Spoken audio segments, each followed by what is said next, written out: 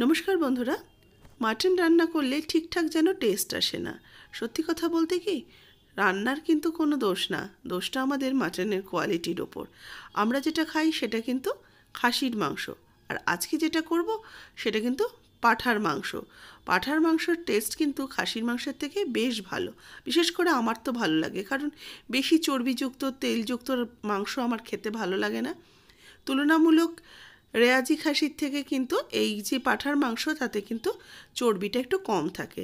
আমার মনে হয় তার জন্যই বেশি ভালো লাগে, আর টেস্টটাও বেশ একটু অন্যরকম আসে। মাংসটা নিয়েছি, পরিষ্কার করে কেটে ধুয়ে রাখা রয়েছে। এবার তার মধ্যে পেঁয়াজ বাটা, আদা রসুন বাটা, কাঁচা লঙ্কা বাটা অ্যাড করে দিলাম। এতে দেবো হলুদ গুঁড়ো হাফ চা চামচ, লঙ্কার গুঁড়ো দেবো হাফ চা চামচ, কাশ্মীরি লাল লঙ্কার গুঁড়ো হাফ চা চামচ। এবার একটু গরম মশলা আমি থেতো করে নেব। একটা হামলদিস্তার মধ্যে আমি একটু লবঙ্গ, এলাচ আর দারচিনি নিয়ে নিলাম, এটাকে থেতো করে নেব। আর এইভাবে মাংস রান্না করলে দেখবেন মাংসের স্বাদ হবে ঠিক যেরকম আগে মা বা দিদা যারা রান্না করতেন তাদের হাতের টেস্টটা আপনারা পাবেন। খুব বেশি মশলাপাতি দিলেই কিন্তু যে রান্নার টেস্ট খুব ভালো হয় তা কিন্তু নয়। এই হালকা মশলাতেও এই মাংসর স্বাদ কিন্তু দারুণ হবে। দেখুন, মাংসটার জন্য আমি এই যে গরম মশলাটাকে আমলদের সাথে হাফ থেতো করে নিয়েছি। পুরোপুরি থেতো করার দরকার নেই, একদম গুঁড়ো করার মতো হাফ করে নিয়েছি। এবার এই হাফ থেতো করা গরম মশলাটা দিয়ে দেবো মাংসর মধ্যে।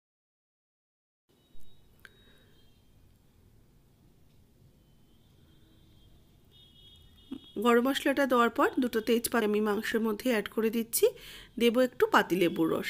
এখানে আমি একটা পাতিলেবুর অর্ধেক ব্যবহার করছি। এতে কিন্তু কোনো রকম টক দই, টমেটো কিংবা জিরের গুঁড়ো, ধনের গুঁড়ো এসব কোনো কিছু ব্যবহার করব না। দিয়ে দিলাম প্রায় 3 টেবিল চামচের মতো সর্ষের তেল। এবার ভালো করে মাংসটাকে মাখিয়ে নেব। তবে এখনই কিন্তু লবণ ব্যবহার করবেন না। লবণ ব্যবহার করলে এই ম্যারিনেটেড মাংসটার থেকে কিন্তু জল ছেড়ে যাবে, তাতে খুব কিন্তু ভালো করে কষানো যাবে না। সেই জন্য লবণটা ছাড়া বাদবাকি সমস্ত মশলা দিয়ে মাংসটাকে ম্যারিনেট করে নেবেন। এখানে কিন্তু কোনো রকম গুঁড়ো মশলা, টমেটো, টক দই কোনো কিছু নেই। আমি যেভাবে করছি একদিন করে দেখবেন, আশা করি আপনাদের ভালো লাগবে। এইভাবে আমি আধ ঘন্টা রেখে দিলাম ম্যারিনেট করে।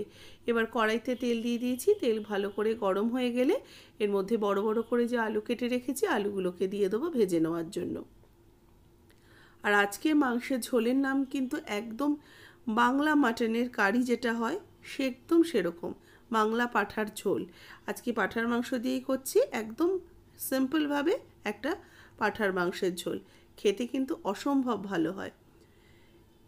একটুখানি লবণ দিয়ে আলুটাকে আমি হালকা ব্রাউন কালার আসা পর্যন্ত ভেজে নেব।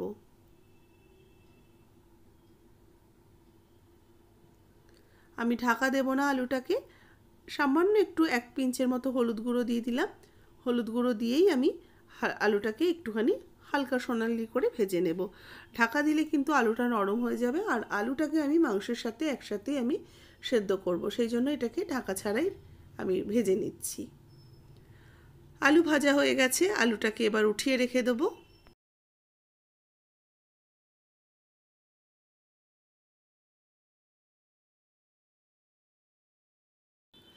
আলুটা উঠিয়ে নেওয়ার পর আলু ভাজার যে তেলটা রয়েছে সেই তেলটাই দিয়ে দিলাম প্রেসার কুকারের মধ্যে।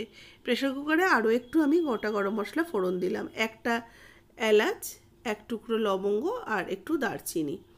এবার ফোড়নটাকে দিয়ে কয়েক সেকেন্ড একটু নাড়াচাড়া করে দিয়ে দেবো পেঁয়াজ কোচানো।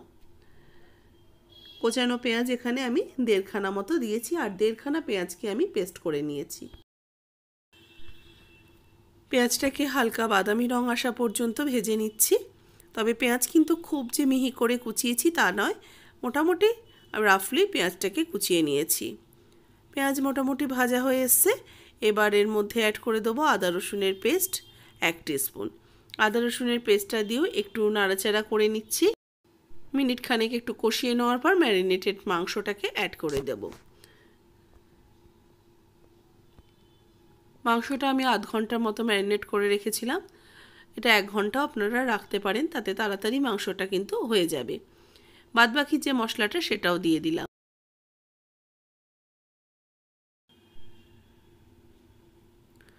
ভালো করে এবার মাংসটাকে আমি একটু কষিয়ে নেব সমস্ত কিছুর সাথে। আর যতক্ষণ না এটা থেকে বেশ একটু তেল ছেড়ে আসছে, মাংসটাকে বেশ সময় ধরে মিডিয়াম টু হাই হিটে এটাকে আমি কষিয়ে নেব। মাংসটা মিনিট 5-6 সময় ধরে আমি ভালো করে কষিয়ে নিয়েছি। এবার দেখুন, যে বাটিটার মধ্যে আমি মাংসের যে মশলাটা মেখেছিলাম সেই পাত্রটা ধুয়ে কিছুটা জল আমি কড়াইতে গরম করতে বসিয়ে দিয়েছি। জলটা দিকে গরম হতে থাক, ততক্ষণে মাংসটাকে আরও কিছুক্ষণ আমি কষিয়ে নিচ্ছি। এবার এর মধ্যে স্বাদ মতো লবণ অ্যাড করে দেব। লবণটা দিয়েও মাংসের সাথে ভালো করে মিশিয়ে নেব। আর লবণ কিন্তু দেখুন মাংসর মশলাটা বেশ শুকনো শুকনো হয়ে গেছে, অনেকটা ভাজা ভাজা হয়ে যাওয়ার পর তারপরে অ্যাড করেছি। এবার আমি অ্যাড করে দেব এই যে জলটা যেটা গরম করে রেখেছিলাম, সেই জলটা অ্যাড করে দিচ্ছি। মশলার বাটি ধোয়া জলটাকেই আমি গরম করে এর মধ্যে দিয়ে দিলাম। ঠান্ডা জল একেবারেই দেবেন না, জলটা একটু ঈষদুষ্ণ গরম করে দেবেন, তাহলে মাংসের স্বাদ কিন্তু বেশ ভালো আসে। এবার ভেজে রাখা আলুর টুকরোগুলো অ্যাড করে দেব।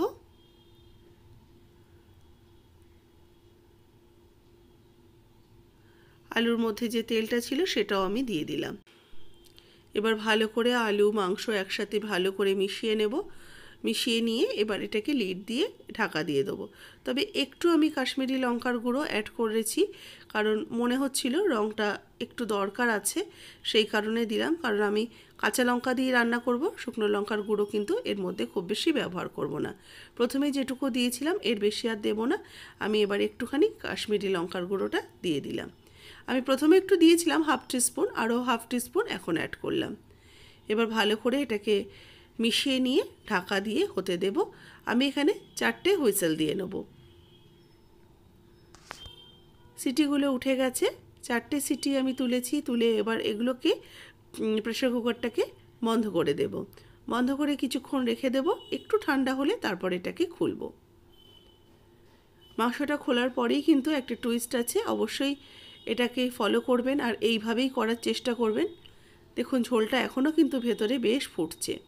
এবার এর মধ্যে কাঁচা লঙ্কা বাটা কিছুটা আমি জলের মধ্যে গুলে রেখেছিলাম 1 চামচের মতো, সেটা দিয়ে দিলাম। এর সাথে দেব শাহি গরম মশলার গুঁড়ো। এই কাঁচা লঙ্কা বাটা আর গরম মশলার ফ্লেভারে এই মাংসর স্বাদ কিন্তু দারুণ হবে। আর কয়েকটা চেরা ফাটানো কাঁচা লঙ্কা গোটা দিয়ে দিলাম। এই আস্ত কাঁচা লঙ্কা বাটা আর হচ্ছে এর সাথে গেছে একটু গরম মশলার গুঁড়ো। এতে কিন্তু খেতে ভীষণ ভালো হবে। আর যদি মনে হয় বেশি ঝাল লাগছে, ঝালটা একটু কম করেও দিতে পারেন। এবার এটাকে আমি ঢাকা দিয়ে আরও 1-2 মিনিট একটুখানি রেখে দেব।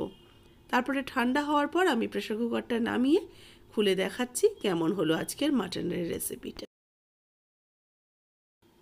পাঁঠার বাংলা বা বাংলা পাঁঠার ঝোল বা মাংসের ঝোল যেটাকে বলা হয়, আজকের রেসিপি হচ্ছে সেটাই। শুধু এর সাথে যাই একটু গরম গরম ভাত আর একটা গন্ধরাজ লেবু বা কাগজি লেবু। এরকম পাতলা মাংসের ঝোল দিয়ে একটু লেবু চিপে খেয়ে দেখবেন, দারুণ লাগবে, অমৃত সমান।